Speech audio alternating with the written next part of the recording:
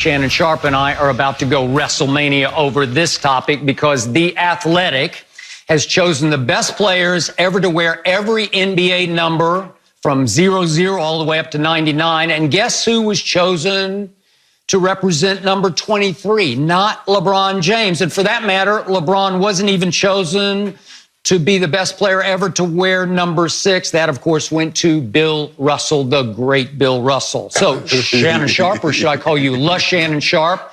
How big a problem do you have of Michael Jordan being chosen over LeBron James to represent the number 23? I don't care nothing about no number. We know what time it is. One guy's about to have 13 first-team All-NBA. The other guy had 10.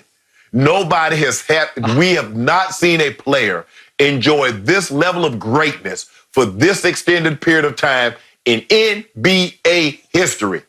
And I was watching a game because last night it was on another network, games 5 and 6, game 5 and 7. I was like, he did that.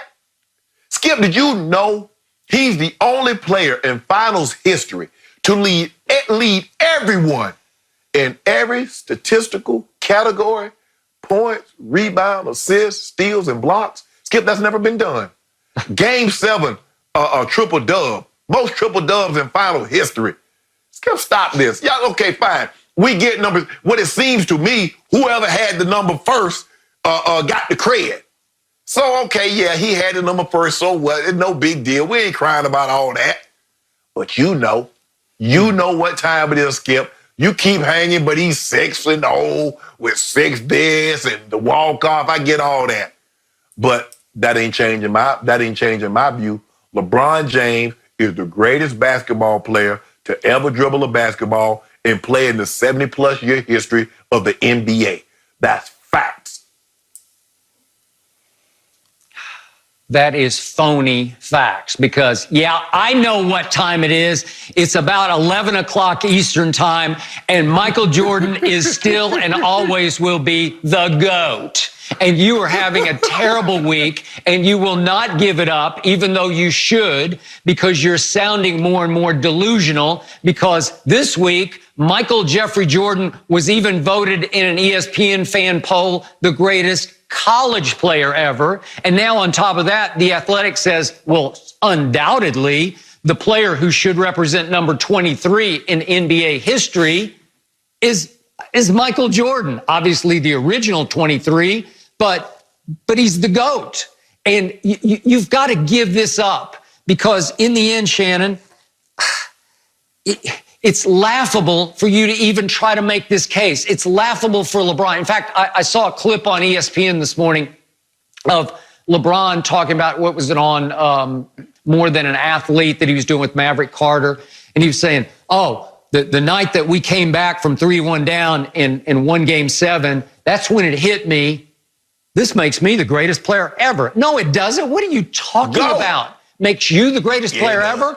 I mean, okay, the reason he's got all those numbers is he's played forever. What's he up to, like 22 years now? And he played in 8 straight finals because he was able to dominate the Eastern Conference. So he played in the finals. He poured numbers into the stat sheets of the finals. He stuffed the stat sheets of finals because he got to play in so many of them. But he's 3-6 in those finals. He did a reverse Tom Brady. Tom's 6-3 in Super Bowls. He's 3-6. And he's lucky because Ray Allen saved his legacy with the greatest clutch shot I've ever seen, or they would have lost that one to my Spurs. And what LeBron should be known more for are his epic failures, his meltdowns. In Boston, that last series, his first go-round in Cleveland, when the owner, Dan Snyder, even accused him of quitting against the Celtics as he just folded in games 4, 5, and 6. And then his first go-round with the Heat, first finals with the Heat. That was the all-time superstar meltdown I have ever seen. And then in 2013, Game 6, he had an epic meltdown in the last 3 minutes of that game and missed, or LeBricked, I should say, the tying 3, and Ray Allen canceled it and saved him with the clutchest shot I've ever seen. And then 2014, he had an epic failure in games 3 and 4 in Miami as they blew that series to my Spurs. It was 1-1 going home to Miami. And then 2014, go look, it's just one after the other. That was when they got blown off the floor by a record margin by my Spurs. And then how about that game 1 at Oracle a couple of years ago when he just melted down after overtime and quit on his team? I don't know. Jordan didn't ever have one of those, and that's all I can remember from LeBron James. Can I ask you a question? When Jordan couldn't get out the first round, what number was he wearing? He had to be wearing another number, right? Because, see, what you do is that you hold final losses against LeBron, but you never hold Michael Jordan not getting out of the first round. Now, you keep saying that he went up against historical great Big Three Celtics. Was the Warriors in 17 and 18, were they not historically great? So so you mean to tell me Tim Duncan, Tony Parker, Manu Ginobili, and Kawhi, 4 Hall of Famers, he couldn't beat them, so he's terrible. He loses when they got Rondo, they got Kevin Garnett, they got Ray Allen, they got Paul Pierce. He couldn't beat them, so he's a failure. Michael Jordan couldn't beat the Big Three Celtics. He couldn't for the longest until they started dismantling. See, people are like, well, they went over the hill. When you keep going, making these deep playoff runs like the Pistons did year after year, eventually, yeah, you're going to track them down. That's what happened to Golden State. 5 straight finals. And the wheels came off, literally and figuratively, because Klay Thompson blew out his knee, KD tore his Achilles, and we all know what happened. Toronto won the series. Skip, 8 straight finals. He did that. 8 straight. But you don't hold first round bowouts, losing in the conference finals against Michael Jordan, like you hold finals losses against LeBron. Why?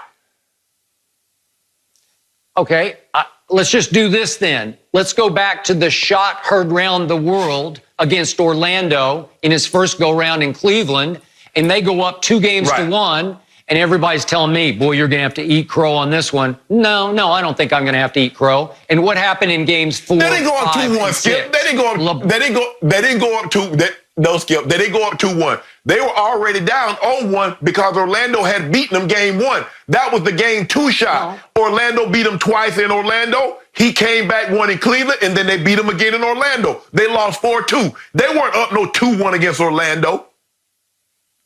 Okay, but after he hit the shot heard round the world, they still lost in 6 games. They didn't even get it to game 7. Okay. He's the GOAT. He's on his, okay, don't give me that. That's a failure. That's an epic fail on LeBron's part because it was just a collection of shooters around Dwight Howard. You're better than those guys. You're still the best player on the court, and you lose in 6 games after you hit the shot heard round the world.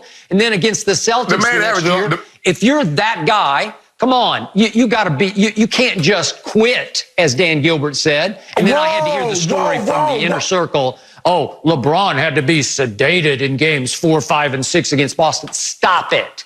And then, of course, he takes his talent to South Beach, and he joins forces with Dwayne and Chris Bosh. He wasn't by himself. And in the finals, he won against the Baby Thunder.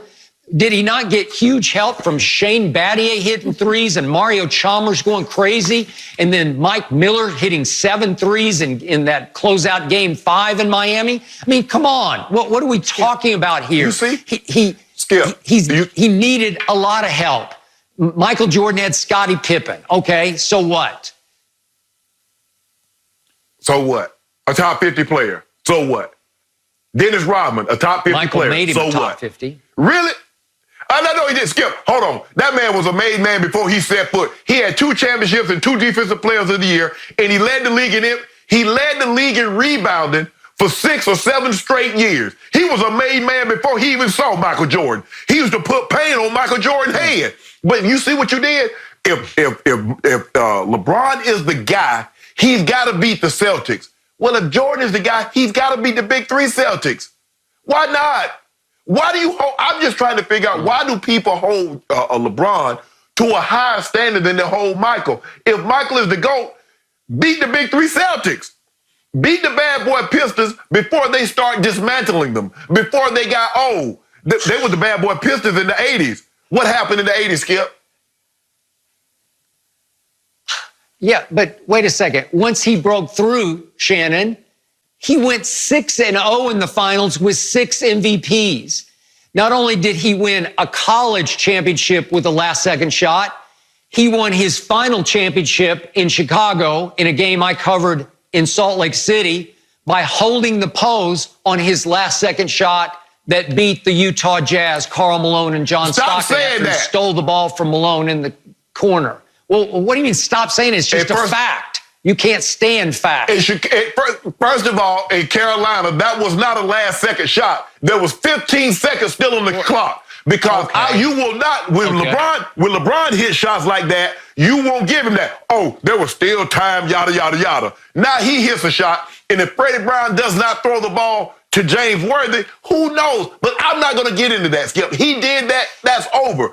All I'm asking you is that why couldn't he beat the Big Three Celtics, and why couldn't he beat the bad boy Pistons in the 80s? He got in the league. Scottie Pippen, if I'm not mistaken, got there in 87. So 87, 88, 89, 90. Why couldn't he do it?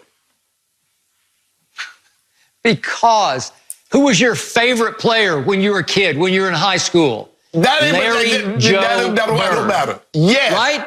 Yes. Yeah. Oh, it doesn't matter. Oh, okay. It doesn't matter now. But it should have mattered then. No. Hey, Larry Bird was a bad boy. He was a bad boy. And he had Robert Parrish, and he had Kevin McHale, and he had Dennis Johnson, and he had Danny Ainge, and I could go on. That was an all-time great basketball team, and they referred to Michael Jordan as Jesus in sneakers. It took all of their collective greatness to overcome him.